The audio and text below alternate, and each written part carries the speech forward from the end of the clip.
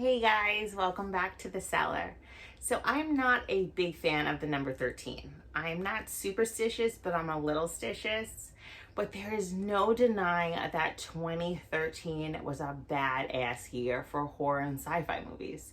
So today we are going to be discussing my top 10 favorite horror and sci-fi movies from 2013. But first, please make sure you're following me on social media and that you're subscribed, and I'll be right back.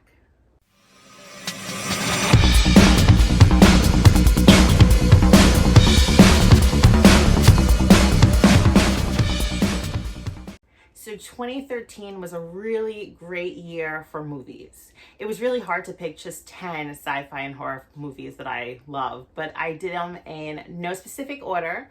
My first one is Riddick, starring Vin Diesel.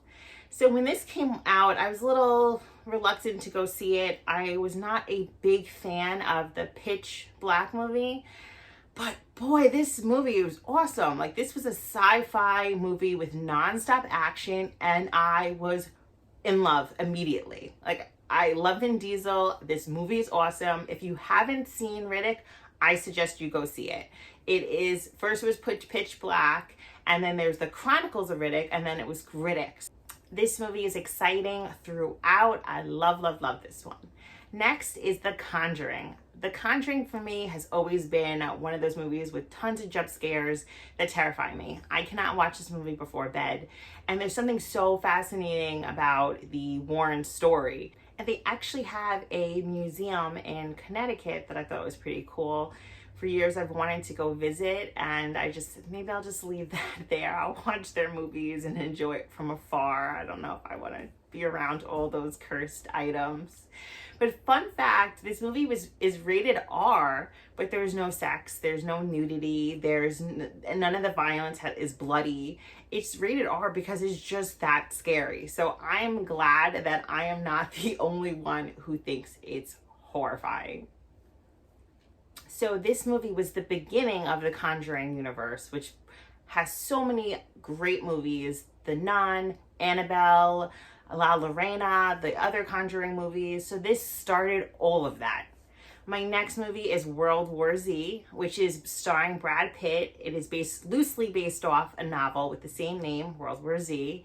Now, fun fact is that Leonardo DiCaprio's production company and Brad Pitt's production company they were in a bidding war for this movie to do it. And guess what? Brad Pitt won.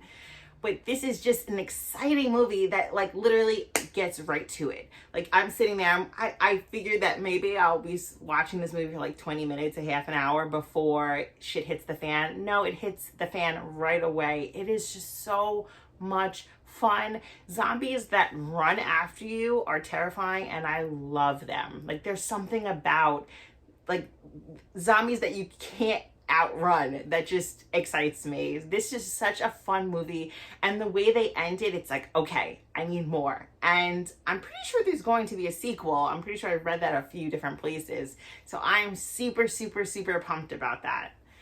Next movie is The Purge, starring Ethan Hawke.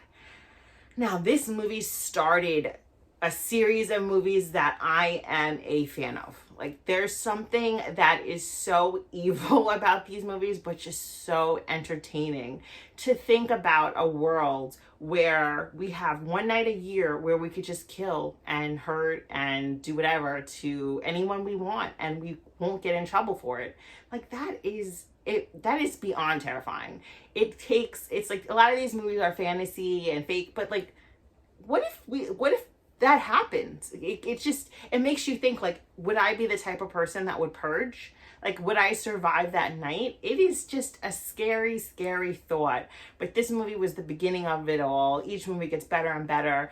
But I really love seeing it from the point of they actually show both point of views, because you see the gentleman who was running, trying to escape the group of men or group of people that are trying to murder them, and then you see it from the side of the rich family.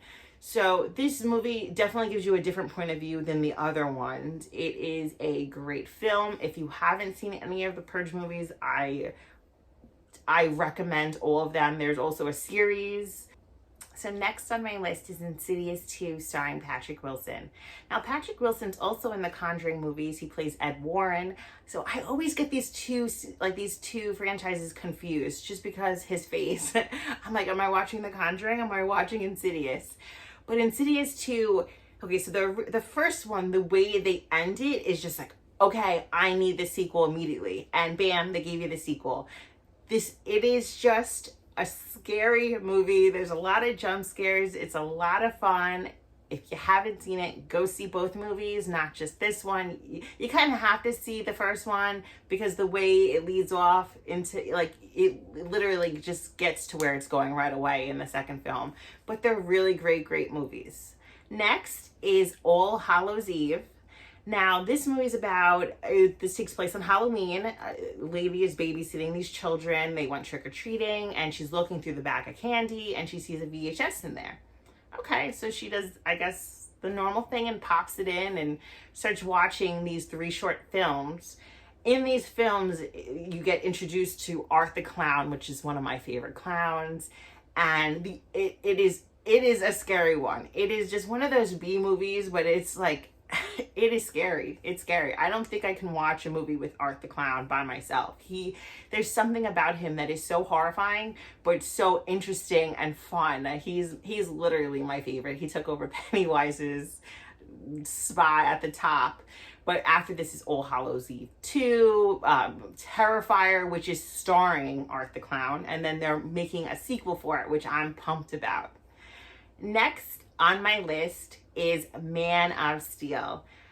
So I had to throw this movie in. I am a huge fan of Superman. I love superheroes. I'm mainly like a Marvel girl, but this movie was just so great. Like, I did not expect it to be what it was. I was at the edge of my seat from start to finish, and it's not just because Superman looks the way he does. This is just such a good movie. The story is amazing. If you haven't seen The Man of Steel, go see The Man of Steel. Fun movie. Even if you're not into superhero movies, ladies, it's worth it. Go check it out. Next is Sharknado. Now, I know a lot of people are like, Sharknado? Really? That was like a silly, stupid movie. But I think it's fun. What's more exciting than sharks and a tornado? It's starring Tara Reid, the Hasselhoff. You gotta love him. Vivica A. Fox. This movie is, it's silly. I don't think it's supposed to be serious. It's a sci-fi original. But it's fun. It is a good time. I even have a pop for it, or actually a bobblehead. But it's a fun, exciting movie. You don't take it seriously. Just go in and have a good time. They made several other films after that, and they each get weirder and crazier and more silly. But who doesn't love Sharknado? They're awesome. Next is Carrie. Now, this is the remake of Carrie, not the original. So sometimes I have problems with remakes. I'm just not a huge fan of them. But this movie is pretty good. The main actress, Chloe, I just really love her as an actress in the movies that she's in. I think this is a really good remake. I have just nothing really negative to say. Obviously, you're not going to beat the original. The original Carrie is just phenomenal from start to finish. But this is a good remake. This is one that I would recommend. Who doesn't love that prom scene? I loved it then and I love it now. Next is This Is the End.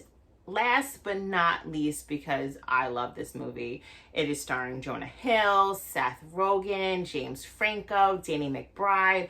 I'm in love with Danny McBride. If I was a dude, that would be my spirit animal.